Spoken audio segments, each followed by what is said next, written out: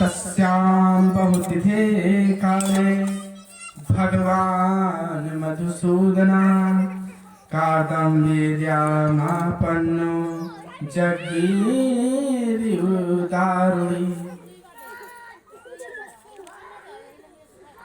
अब अभिजीत मुहूर्त और देवहूति के गर्भ से अभिजीत मुहूर्त में भगवान कपिल मुनि प्रकट हुए।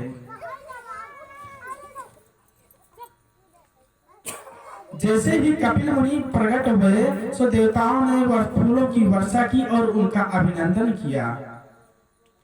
इसके बाद जब कपिल मुनि प्रकट हो गए तो उनकी 9 कन्याओं का विवाह हुआ, ब्रह्मा जी के 9 पुत्रों के साथ हुआ। इसके बाद कदम ऋषि जी अपना घर द्वार छोड़कर चले गए जंगल की ओर। जंगल में तपस्या करने के लिए चले गए, क्योंकि कदम जी ने कहा था कि पुत्र के प्राप्ति के बाद मैं घर छोड़कर चला जाऊंगा। देवहूति ने प्रणाम किया और कहा, स्वामी मैं आपको अब नहीं रोक सकती। कदम जी चले गए जंगल की ओर और एक दिन देवहूति का मन बहुत अशांत था। एक दिन देवहूति मैया ने कहा कि बेटा कपिल, सब लोग कहते हैं बेटा कि तू नारायण है। देवहूति ने कहा कि बेटा पता नहीं मेरा मन अशांत क्यों रहता है। कपिल भगवान ने अपनी माँ को उपदेश देना प्रारंभ कर दिए कि माँ मेरा उपदेश सुनो, और यहीं से कपिल मुनि और देवहूति का संवाद प्रारंभ होता है।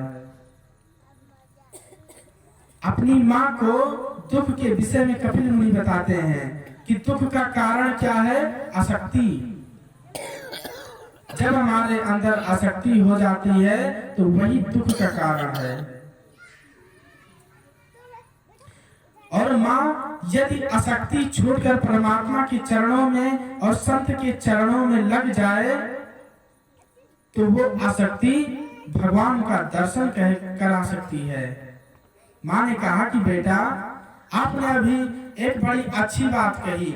आपने कहा कि संतों के चरणों में प्रेम हो जाए, तो बेटा ये बताओ कि संत किस प्रकार के होते हैं? संत को हम कैसे पहचाने कि ये संत हैं?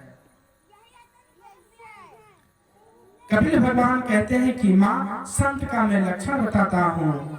तितिक्षणः करुणिकः श्रद्धः सर्वदेहिनां आजतः शास्त्र शान्तः साधवः साधुभूषणः। कपिल भगवान कहते हैं कि माँ जो संत होते हैं उनके हृदय में शत्रुता नहीं होती है, और संत का हृदय एकदम मक्खन के समान होता है, कोमल होता है। गोस्वामी तुलसीदास जी कहते हैं कि संत हृदय नवनीत समाना, कहा कबिल पर कहाँ ही न जाना। इसके बाद कपिल भगवान ने अपने भक्तों के बारे में बताया। कपिल भगवान कहते हैं कि माँ हमारे 3 प्रकार के भक्त होते हैं। कौन कौन से भक्त होते हैं? रजोगुणी, तमोगुणी और सतोगुणी। 3 प्रकार के भक्त होते हैं। देवहूति मैया कहती है कि कौन सी ऐसी वस्तु है जिन्हें पाने के बाद किसी वस्तु की आवश्यकता नहीं पड़ती।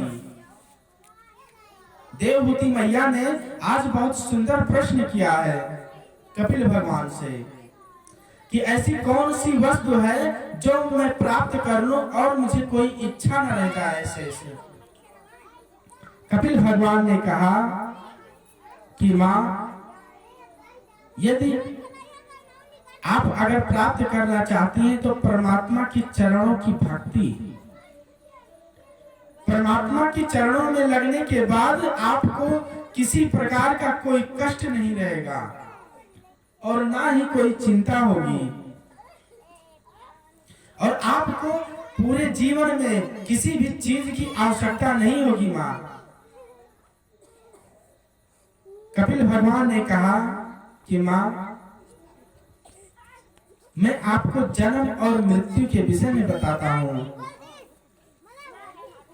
जब 1 करोड़ बिच्छू डंक मारते हैं तो जितना दुख नहीं होता है उतना दुख मृत्यु के समय होता है। उतना दुख और कभी नहीं होता। जन्मत मरत दुसह दुख होई, यही स्वल्पो नहीं व्यापी सोई। जन्म लेते समय और मरते समय बहुत पीड़ा होती है, बहुत कष्ट होता है। अब कपिल भगवान कहते हैं कि माँ, मैं आपको जन्म के विषय में बताता हूँ। जीव जब माता पिता के द्वारा जीव जब गर्भ में प्रवेश करता है तो 5 दिन में एक बैर के बीज के समान रहता है और 10 दिन में जीव की लंबी आकृति बन जाती है। 1 माह में शरीर बन जाता है और दूसरे तीसरे माह में शरीर का मल मूत्र बन जाता है, छिद्र बन जाता है। तब पता चलता है कि लड़का है कि लड़की है। बाईं कोख में लड़की रहती है और दाहिनी कोख में लड़का रहता है।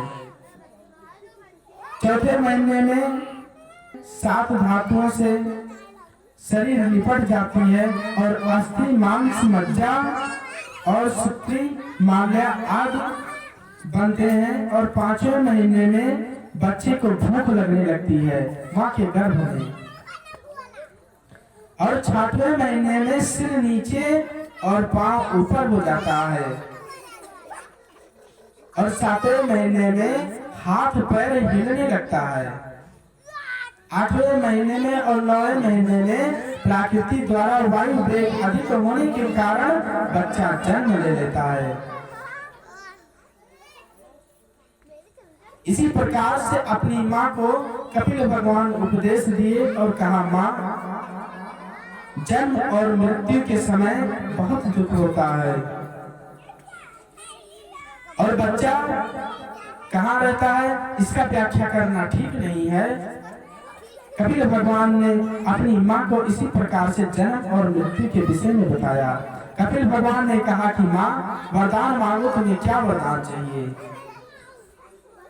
देववती मैया ने कहा कि बेटा, यदि आप देना ही चाहते हो तो मुझे ऐसा वरदान दे दो कि सदैव मैं आपका ही गुणगान गाती रहूं। माता देववती को भगवान ने वरदान दिया है और देववती मैया प्रभु का ध्यान करते करते भगवान नाम संकीर्तन गाने लगी।